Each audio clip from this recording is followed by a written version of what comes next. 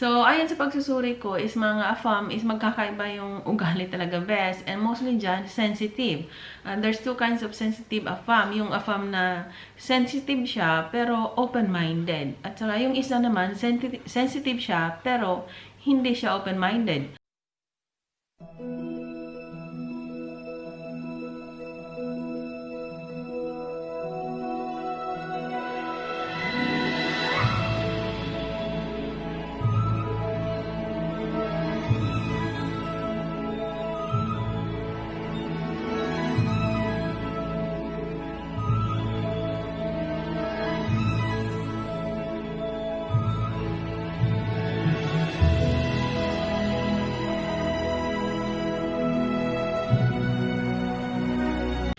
Hello mga best! Welcome back again sa ating channel. Sa inyong mga bago dyan, nice to meet you and welcome mga best! Sa inyong patuloy na nanood dyan at nag-share ng inyong mga comments and ideas, maraming salamat sa inyong mga best sa mga videos na nagawa ko. Sana marami kayong natutunan dyan sa inyong mga patuloy na nagtanong at sa mga nagpa-private messages best kasi marami na yon. So, sana marami kayong natutunan sa mga videos na nagawa ko at sa mga comments na nandyan, kaya pakibasa na rin. Sa mga nagpa-private messages sa atin, shoutout sa inyong lahat mga best. Sana marami kayong natutunan sa akin mga best. Yan ang purpose natin dyan. So, ganon. So, minsan yung mga private message ninyo, matagal ko yung masagot best. Umabutan ng, siguro naabutan ng ilang oras. Yung iba na abutan pa ng kinamagahan. Kasi nga minsan best, yung messages nyo na dumating sa akin, minsan gabi na yan. Kasi magkaiba talaga tayo ng oras kung saan kayong banda sa buong mundo. Nandito kami sa Europe, sa Pinas. Advance kayo ngayon dyan ng 6 hours kasi nga summertime. Pag winter time, 7 hours yung advance nyo dyan, best. At saka bumalik na rin sa trabahong lola nyo. Today is Friday, wala akong pasok, best. Pero bago ko simulan lahat, ang dami kong gagawain kahit nasa bahay ako, best. Ganun ang life dito, best. So, mag-video muna ako sa inyo. Marami na kayong tanong dyan. Ganon, shoutout sa inyong lahat. Sana nasa healthy, happy, and safe life kayong lahat, mga best. And today's topic pala, shoutout to Yuni Yuwo for watching always our videos, even if you don't understand that much. Ganon. And the topic for today is how to handle sensitive AFAM. Itong topic na to, best, special kong gagawin para sa inyo kasi meron talaga tayong isang kapatid na nag-request dyan. So, sa private message natin. So, kasi nga, mostly sa mga nakilala nyong AFAM is sensitive. So, paano i-handle ang mga ito? So, gagawin ko yan ng special video para ito talaga ang topic niya. So, ang mga AFAM best, mostly dyan, is mga sensitive talaga yan. So, merong dalawang klaseng AFAM. Para sa akin na, ayon sa pagsusuri ko, may ganun factor 10. Oo. So, ayon sa pagsusuri ko, is mga AFAM, is magkakaiba yung ugali talaga best. And mostly dyan, sensitive. There's two kinds of sensitive AFAM. Yung AFAM na sensitive siya, pero open-minded. At saka yung isa naman, sensitive siya, pero hindi siya open-minded. Ang kaiba nitong dalawa, may iba nga pala, baka mahina yung boses ko best, medyo pause pa talaga. Ang climate dito is talagang ibang-iba pa talaga. So, sa AFAM na talagang sensitive pero open-minded, okay yan siya kasi nagtatampo lang talaga kaagad siya, madaling mainitin yung ulo niya, sa kunting bagay lang na hindi niya gusto, nagtatampo siya sa ganong factor. Pero pag pinapaliwanag mo, nakikinig yan at madaling mabago yung naramdaman niya. Yun yung mga open-minded pero sensitive. Tulad ko, ganun din ako, best. Sensitive na pagkatao din ako, pero open-minded ako. Kaya kong intindihin yung mga nangyayari. Kaya ko rin i-advance yung pag-iisip. Posibleng ganun. Kaya siya naging ganun. So, open-minded ako. Sensitive ako, pero open-minded ako. Sa mga AFAM din na sensitive, pero merong AFAM na sensitive pero nakakaintindi sa mga paliwanag mo. Pero ang AFAM na sensitive, best, at hindi siya open-minded, ito talagang habaan ng pasensya mo dito, best. Kasi nga, AFAM na hindi siya open-minded, best. Ibig sabihin no, anuman ang sasabihin mo, anuman ang pag-i-explain mo, wala siyang space sa'yo, best. Kasi ang feeling niya, lahat ng mga sinasabi niya is tama. At walang ibang tama, kundi siya. At wala siyang space na makinig para sa mga paliwanag mo, te. Maubusan ka ng laway dyan sa kakapaliwanag mo, wala silang space. At masayang lang yung paliwanag mo, te. Hindi makikinig sa'yo. Hindi kasi sila open-minded. Close yung isip nila. Ibig sabihin nun, pag ano yung sinasabi nila, ibig sabihin nun, sila yung feeling talaga na is tama sila. At hindi sila mali. So, ano man ang paliwanag mo dyan, maybe something like this. Walang ano yan sa'yo, walang pakinig yan sa'yo. So, pag ganito, ang klaseng affirm na meron kayo, unahin natin doon sa sensitive pero open-minded. Sa mga ganong factor, sensitive at open-minded, madali lang yun, best. Kailangan kalmado ka palagi, at saka dahan-dahan mong ipaliwanag mga posibleng ganito. Maybe it's like this. Makilala niyo yan pag ang affirm nyo is open-minded yung pag-sensitibo niya. Kasi pag nagpaliwanag kayo, nakikinig. Yun sila. Yung madali yung okay yung ganun. At intindihin nyo lang yung sitwasyon nila at i-balance nyo lang yung kung kailan kayo dapat best, putak-putak. Kasi sensitive nga yan. So, at saka bago kayo magtanong, bago kayo magputak dyan, i-ask nyo muna kung kailangan nyo, okay lang ba? Is it okay if I ask you something? Kasi kalmado na sila nun. Parang diretso kang putak parang naguguluhan yan. Pero at least, open-minded siya, nakikinig pa rin yan. Pero doon sa mga sensitive na walang pakibes, yun yung close yung sa isip nila. So, pag ganito, ito matapang itong mga ganitong klaseng affirm So, pag ganito siya, sa pag-oras na may sinasabi ka, tandaan mo talaga, lahat tanong mo, ganun, lahat na ibuhos mo na tanong mo dyan. Mafe-feel mo yan pag nagagalit ka agad, ganun, ibig sabihin sensitive siya, pero, at saka nagagalit na siya, parang gusto niya i-close yung relasyon ninyo. Mga ganun factor, at saka, kunting paliwanag mo lang, wala siyang space, nagagalit talaga. So, ito na yung matapang na from best, tapang to best.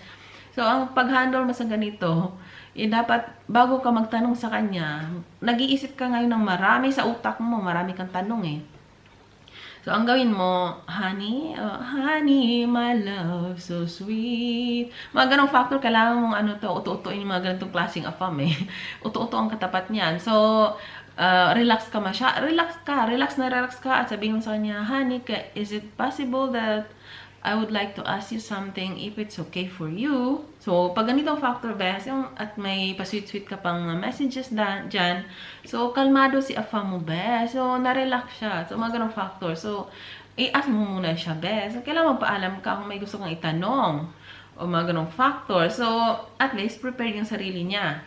At saka, dahan-dahan din siyang makilala niyo yung ugali mo. Ganon. Mr. ko ba sensitibo din yan? May pagka-open-minded minsan, minsan wala. So, nasa dalawa yung ugali ng Mr. ko. So, ang pagbalansi ng ganitong klaseng attitude, kailangan pag-aralan mo best. Pag-aralan mo kung saan ka lulugar. Kasi mga ganitong klaseng kailangan advance yung pag-iisip mo, malawak yung pag-unawa mo. Kasi pag wala kang ganong pag-iisip best, kung hindi malawak yung pag-iisip mo dyan, hindi ka magtatagal. Ganong factor talaga. Kailangan mahabang pasensya mo. So, kailangan kalmado ka. At bago ka magtanong sa affirm na sensitibong hindi nakakaintindi, ibig sabihin hindi siya open-minded. Kailangan sa simula pa lang, pinag-aralan mo na talaga ng mabuti na ito ba ang dapat mong itanong. Kung ganyan ang gusto mong itanong, so, ask muna affirmation ganon. Best, can I ask you something, please? Ganong factor, dapat kalmado ka. Kasi sa mga sensitibong affirm, ang bilis nilang magalit, best. Ang bilis nilang magtampo. So, itong mga klaseng affirm, sobrang stressful yung life nila. Kaya, apektado yung ugali nila. So, maaring yung life nila is talagang sobrang daming problema. Walang taong nakakaintindi sa kanila, walang taong nagpapakita ng pagpapahalaga sa kanila, wala silang na-feel na pagmamahal, na nakikita. So, talagang naging sila, sobrang sensitibo sila, at nagiging close yung pag-iisip nila, na feeling na sila yung tama, wala nang ibang tama kundi sila. So, pag ganitong klaseng attitude, ipakita mo, kailangan mananalo yung mo best, kabaitan mo. Mananalo yung gusto mong ipakita sa kanya na you have to show him na there's someone who cares for you. There's someone who loves you. Ganong factor. Kasi dahan-dahan nilang mabago yun best. Ano man katapang yung ugali nila. Ano man close-minded yung mga affirm. Pag na-feel nila na sa kabila ng lahat ng mga taong nakikilala na there's only you who understand him. Beside that kind of attitude, nandyan ka, natili kang nagmamahal, nagpapahalaga sa kanya, mafe-feel niya yun best. Dahan-dahang gumaan yung isip niya at luluwag yung pakiramdam niya at dahan-dahan na rin siya maging open-minded. So, yung sa Mr. ko, sanay siya sa life na mag-isa. Even at a very young age, sanay talaga si Mr. na mag-isa. Nabuhay siya na binuhay niya sarili niya. So, in that time, marami siyang pagsubok sa buhay niya. Wala siyang kakampi. Dito sa ibang bansa, bes, pag oras na kaya mo nang buhayin sarili mo, lumayas ka na sa magulang mo, bes. Hindi yan tulad sa atin na hanggat marami kang anak, titira ka pa rin. Hindi yan ganito, bes. Iba dito. So, alam kong alam niyo na yan. So, ganito yon. So, Mr. Ko, talagang ganun siya. So, may kaya nga yung sabi ko sa inyo sa Mr. ko, dalawa yung ugali niya. Nandun sa kanya yung dalawang sinasabi ko, yung dalawang kind of sensitive. So, minsan talagang mainitin yung ulo. Halimbawa, bigyan natin ng sitwasyon. Halimbawa, sabi niya, pag nasa biyahe kami, sabi niya, mainitin yung ulo. Lalo na sa mga ibang ano ba, yung auto, nagdadrive ng auto sa highway kasi 120 talaga yan, besh. Kung nagdadrive ka na 80 lang o 90, mabagal yan, bawal yan sa, sa highway. So, yung mister ko na nagagalit yan pag ganon. Minsan ini-stop pa niya, tapos pinagsasabihan, sabi ko, ako naman yung nagpapaliwanag, besh, gano'n sa, yung bago pa lang ako dito talaga, feel ko, hindi open-minded yung mister ko, hindi nakikinig yan. Ganong factor, pero talagang nanalo ako sa mga gayong factor, besh, nanalo ako, besh. Nasa inyo yan, i-balance nyo kayo, i-balance nyo talaga, pag-aralan nyo kung anong dapat ninyong gawin para makontrol nyo ang ugali na ito. Kailangan mananalo kayo, besh. Ito yung isa sa mga pagsubok sa inyo. Dito makilala na afam kung sino talaga ikaw, kung gaano mo siya kayang i-handle. Kasi sa mga afam na alam nilang mananalo sila palagi sa inyo, best, tandaan nyo, magiging ano kayo, best, magiging auto-auto kayo sa kanya. Kasi pag feeling ng mga afam, talagang kaya niya kayong ganon-ganonin na lang, nako, palala yung ugaling gagawin niyan sa iyo, best. Kung yung sa mister ko naman, bawat ginagawa niya, hindi ako agree. Talagang salungat kami sa mga ugali, sa mga ganyang factor. So, minsan nagagalit yan, binista pa yung auto namin, tapos kinakausap yung nagagalit pa yan. Tapos ako naman, bago niya ginagawa yan, alam na niya yung ayaw ko. Yung habang tumatagal kami, alam niya kung anong ayaw at gusto ko. Oras na tumaas na yung boses niya, tinitigan ko lang yan, alam na niya yon. Sabihin niya kagad, siya na naman daw ang mali. Sasabihin niya, sa isang tingin ko lang, alam niya yun, pero sabi niya, ako na naman ang mali. Sabi ko, pinapaliwanag ko kasi, you have to think about everything before you decide what's in your mind. You have to because ang bilis niya madaling ma-stress, ang bilis na, masyadong sensitibo, ganon. So, sabi ko sa rin, you have to learn to be calm, relax. You have to think about the situation. You don't know what's going on. So, hindi natin alam kung bakit ang bagal niya mag-drive. Baka may problema yung sasakyan niya. Ilagay mo minsan sa kukuti mo yan. Ganon. Tapos minsan best, hindi na yung nagsasalita. Kasi alam niyang palaban ako sa desisyon ko. Alam ko yung pinagsasabi ko. Naiintindihan ko. Hindi ko rin sinasabi na maling-mali siya. Pero binigyan ko rin siya ng pag-unawa na I understand what you feel, but you also have to understand the situation. Yung iba naman, sobrang bilis. Nagagalit naman siya, sobrang bilis daw. Sabi ko, maybe there's something going on inside the auto. Maybe there's somebody needs to be urgent in the hospital. You have to think about it. Ganyan ang lagi kong, binubuksan ko lagi yung isip niya. Kasi masyadong sarado yung isip niya. So mga afam ninyo, mga kausap nyo na kunting paliwanag nyo lang, sobrang galit na galit. Ganyan, sabihin nyo, kailangan maging humble kayo sa mga ganong factor, best. Kailangan iahon yung niya, kasi biglang sumara yung pag-iisip niya. Dumilim, para sa kanya dumilim. Wala na siyang space sa iyo. Wala na siyang, kailangan mo magandang explanation. Kasi nandyan kayo, mag-video call kayo. Talagang mahal kayo ng afam nyo. No matter what na pinag-aawayan nyo, babalik at babalik sa inyo yan, best. Ma-realize kasi niya yan. So, sa mga message nyo, talagang kalmado kayo. Honey, maybe there's something going on. Maybe, honey, I have something in my mind. I would like to ask this to you, if it's okay. If it's okay for you, if I ask you today about this kind of topic. If it's not, it's okay. Maybe next time. Ganong factor. Dapat kalmado kayo. Hindi yung, hello, I think you have another girl. You're so busy. You don't have time for me. I'm not special for you. May ganun factor tayo. Pinakita mo na masyadong mainitin yung ulo mo. Dinagdagan mo ugali niya. Ugali ng afam mo masyadong sensitive. So, kailangan mahaba kasi yung pasensya nyo dyan. Kalmado kayo. Ipakita nyo lahat ng kaya nyo, kabaitang, kaya nyo siyang i-handle ganon. Kasi sa mga afam na nagmamahal sa inyo, best, kakalma yan siya, best. Makikinig sa inyo yan. So, no matter how sensitive the attitude from your AFAM, makikinig sa inyo yan, bes. So, magpaliwanag lang kasi kayo, bes, ng sobrang kalmado. Kasi kailangan nila yung taong ganun. Yung taong nakakaintindi sa kanila, yung taong kahit sa kabila ng ugali nila is nakikita nilang mahalaga ka. So, nandyan ka pa rin, tuloy-tuloy ka pa rin. Hindi yung sobrang galit na yung AFAM mo, galit na galit ka rin. Ganun factor. Pag nagkasama kayo dyan, bes, lagot kayo, hindi kayo magtatagal. Away na away kayo dyan. So, pag ganyan na, simula pa lang, nakikilala niya yung ugali kasi lumalabas yung pagiging sensitibo niya.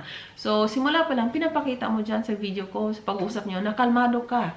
Na anytime na magagalit yung AFAM ninyo, naiintindihan mo, I understand what you feel. Ganun, kailangan nila ng taong ganun, bes. Yung naiintindihan sila. Yung kahit na galit sila, nandyan ka pa rin kalmado na alam nila, nandyan ka. So, I understand what you feel. Ganyan lagi kong pinagsasabi ko sa mister ko pag nagagalit na yan. Sabi ko, I understand what you feel, but you also have to think about the other situation. We don't know what's going on. So, maybe there's something going on inside. Ano, pinapaalala ko palagi sa kanya, yung bago dumating dito, yung auto namin kasi maliit pa yon, at saka second hand din yun, be. So, sobrang mabagal din siya mag-drive. Kahit magaling ka mag-drive, kung auto mo naman is sira-sira. So, minsan biglang nag-stop yung auto sa highway. Ang dami ng maring tut. Ibig sabihin nun, ang bagal mo mag-drive. Ngayon, malaki na yung kotse. So, mabilis na talaga mag-drive, bes. Kaya, lagi kong pinaalala sa kanya, once na meron sa highway na mabagal mag-drive, did you forget maybe that once we also have a very small auto and it's always driving so slow? Maybe she have the same problem. This kind of auto is maybe have the same problem like before. Kasi ang bagal mag-drive ng auto namin before. Kasi nga maliit siya at saka medyo sira na rin. So, lagi kong pinapaalala sa kanya. Ang sagot niya, gumagano lang yan. Medyo open-minded siya, medyo hindi. Ganun. Ganun, dami pong ganun kamay. Kasi nga parang ayaw niya makinig. Pero tinutuloy ko pa rin. Remember, once before, we also have the same auto. We don't drive so fast. And remember, we hear a lot of noise from the other auto because we drive too slow. Because we have a problem in our auto. So, she maybe have the same situation. She maybe have the same problem in this auto. That's why she don't drive very fast. So, minsan kumakalma na yung bes, biglang tumahimik. So, na-realize niya yon. So, biglang sensitibo masyado. Pero kahit papano, yung putak-putak mo, ikaw yung naging nanay sa kanya eh. Habang pumuputak ka, naging bukas yung isip niya, naintindihan niya. So, kumakalma na yan. So, bawat pagkakamali, pag nandyan ako sa auto bes, bawat ano niya, pag nakatitig ako sa kanya, ibig sabihin nun, meron na naman akong ibig sabihin nun. So, bigla na yun siya, ako na naman ang mali. Pero at least, alam niya, ginaganon ko lang yung mata ko, alam na niyo yun. So, habang tumatagal kayo, mayroon na kayong mga ganong factor. Mga sign language na lang. Ganong factor. So, ganyan ang gawin nyo. Maging kalmado kayo sa AFAM yung sensitibo. Bago kayo magtanong, kailangan magtanong mo na, honey, if it's okay for you, I wanna ask you something, ganon. AFAM nyo, ibig sabihin niya, kahit na medyo galit-galit siya, biglang kakalma yan, best. Kung mahalaga ka talaga sa AFAM mo, biglang kakalma yan. Makikinig sa'yo yan. Kung AFAM mo na talagang wala kang silbi, ganon, talagang, no matter how humble you are, kahit sobrang humble mo na galit pa rin siya. Pag ganitong factor, honey, I want to know the truth. If you really care about me, if you really care about my feeling, if you really love me, then you have to give space for me to explain. Pero pag ang sagot niya, no. Pag ano, hindi. What I say is what I say, what I feel, and that's it. Pag naglagay na siya ng period doon, that's it. Ibig sabihin, best, wala kang silbi, best. Ayaw niya makinig sa'yo. So, pag ganyan ang ugali ng AFAM ninyo na talagang wala kang space magpaliwanag, naging humble na kayo sa kanya, and I want to explain the truth. Ganong factor. Pag gusto mo magpaliwanag, no, we're finished. That's it. Ganong factor. Ibig sabihin, hindi ka talaga mahalaga, best. Hindi siya nakikinig sa'yo. Pag ganyang klase, huwag yung sayang oras nyo dyan. Sayang, best. Sayang ang paliwanag nyo, hindi rin makikinig sa inyo. Pang-apam kasi parang sensitive yan, pero mahal kayo, nakikinig yan. Nandyan pa rin yan. Okay, ganon. Okay, and ngayon, bigyan ka ng chance noon. Pero pag masyadong magalitin, sensitibo, at ayaw makinig sa'yo, ego mo yan, best. Sayang oras mo dyan. So, ganyan ang gawin nyo. How to handle the sensitive AFAM. Kailangan relax kayo palagi, best. At bago kayo magputak dyan, kailangan kalmado kayo. At kung meron kayong kailangan ipaliwanag o gusto nyong itanong. So, I would like to ask you this one, and it's up to you if you can answer it today or maybe next time. Or, is it okay for you if I ask you something? Ganon. So, kalmado na siya nun, best. So, not this time, honey. Pag ganon, ibig sabihin nun, respeto mo yan, best. Baka stress masyado yung araw niya. O, wala siyang time na dagdagan yung stress niya. So, it's okay, honey. I can understand. Ganon ang sagot mo. Dapat kalmado ka palagi, te. Hindi yung umaapoy na yung apa mo, umaapoy ka rin. Hindi bagay yung ganon.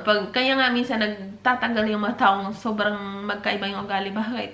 Kasi yung isa dyan, humble, ganon. Yung sobrang, kailangan apoy yung isa, tubig yung isa. Kalmado ka, te. Kung mainitin yung ulo ng apa mo, is kalmado ka. Kasi pag mainitin ka rin, hindi kayo, best, hindi kayo balanse. Pag kalmado naman siya, ikaw naman yung medyo initin factor. At least, kalmado siya. So, magigets din niya yon. So, Mr. ko, minsan mainit ang ulo niya. So, kalmado talaga ako, te. Alam ko na yung direksyon na patutungan ko. Alam ko kung paano i-handle yan.